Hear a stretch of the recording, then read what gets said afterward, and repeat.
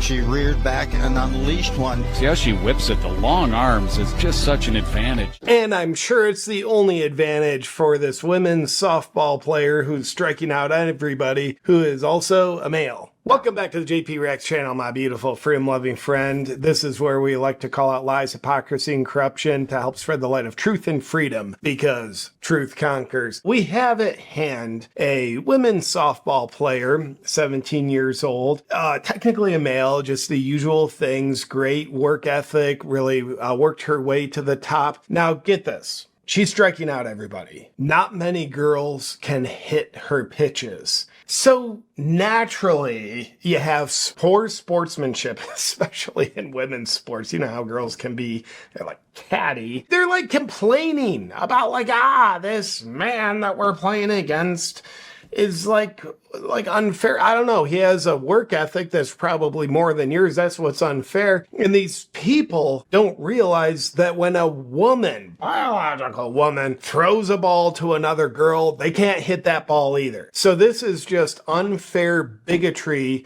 against white men once again. So this white man softball pitcher is just catching all this unnecessary flack. And I and the rest of the woke community, we love to stand up for white men because the privilege of everyone else is oppressive. So let's take a little bit of a look-ski at what's going on here. Get some highlight reel going of this Marissa. Well, Charlie is her real name. So let's see Charlie throw some balls and girls just like not knowing what the hell they're doing. They think they're holding a Barbie doll. It's a baseball bat, people, and they're just missing left and right. Let's take a little look. That one was high and hot. Swing and a miss. Has a ponytail. That's a woman to me. I do too, I guess. She's not a boy. She's not a boy. See how she whips it? The long arms is just such an advantage. Now, by the way, look at that. Look at that pose. Such an advantage. That's a girl. The way Rothenberger is pitching, it might as well be 8-0 or something right now. It's like she has some kind of advantage. What's that advantage? It's the long arms. I think it was just spinning like my rise ball and pitches to the zone, mixing different speeds and keeping them off balance. So I think opposing players and protective parents need to calm down. Girls wouldn't be able to hit the pitch from anybody else. By the way, this lady named Marissa throws one hell of a fastball, was recently visited by aliens, and what you see here is exactly how it went. This is exclusive footage you won't find anywhere else. Now, you would think this guy would be celebrated for his bravery, let alone, how about let's celebrate the fastball? Let's not criticize him for the fastball. Let's celebrate him. But no, you just have people crusading against him.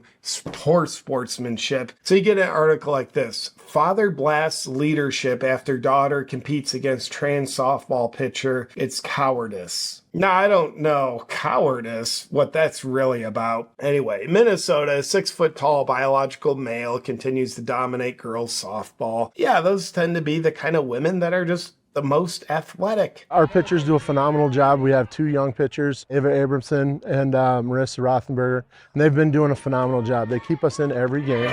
This is huge.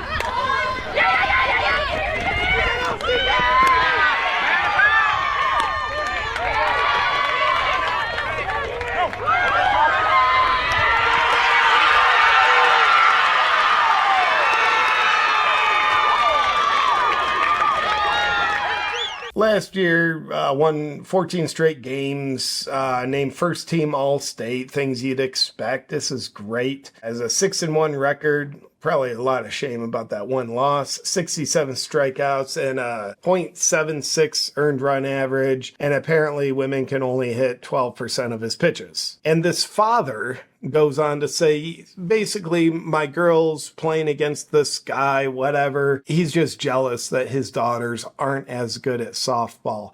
Now, you'll have some people raising baseless claims like men have a strength advantage over women. You'll have other people saying men have a major strength advantage over women. Men are bigger in size. This puts women in danger, yada, yada, yada. Women should have the right to vote. None of that is true. So I know, this guy, he's 17, playing some girls' ball. All right. And I remember when I was 17, these are my true stats. I could deadlift 405 pounds. I could squat 405 pounds and bench, I don't know, like 230. That's about what the girls were benching, squatting, and deadlifting as well. So if you came to me and said, JP, as a 17-year-old, you're squatting over 400, deadlifting over 400, benching 230, you actually have a strength advantage over girls. I would just say, I'm not falling for that. Most girls are lifting these numbers. Most girls are lifting more than this. So I don't want to hear anything about this athletic advantage, strength advantage, bone density. Like, bone density is a conspiracy theory. That's like saying gravity doesn't exist, the earth is flat, space is fake, whatever. We're going to move on and be more mature. And I just want to say, I wish Charlie well. I would like him to go through a season, and it's not 12% of people are hitting his fast. Like, how about 0% of any hitter throughout the whole season can hit any of his pitches? That's what I want to see, because I am after athletic excellence. Fair playing fields. This isn't communist baseball, ladies and gentlemen, or socialist softball. Sports is about athletic excellence. And you can't be excellent if the playing field is fair. Then everybody is the same. So we need more Charlies in the girls' sports. Hey, we'll get back to the video in just a second, but first, a lot of people are confused and frustrated, wondering, how does health insurance really work?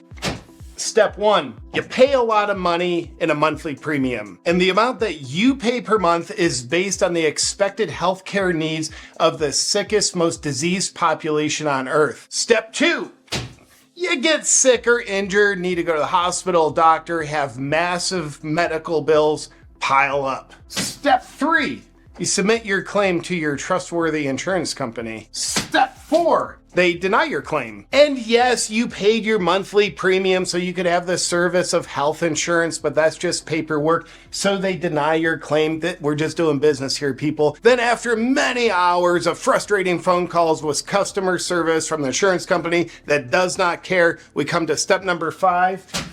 You may or may not have your claims covered. That's how health insurance works. But if you're looking for something different, look at Crowd Health. It's a member-funded community that covers your medical bills when you're in need for a low monthly fee. And unlike the insurance industry that really looks out for the health of the insurance companies, Crowd Health looks out for your health. Get started today for just $99 per month for your first 3 months using promo code JPReacts at joincrowdhealth.com/JPReacts. Luckily, Crowd Health is not insurance.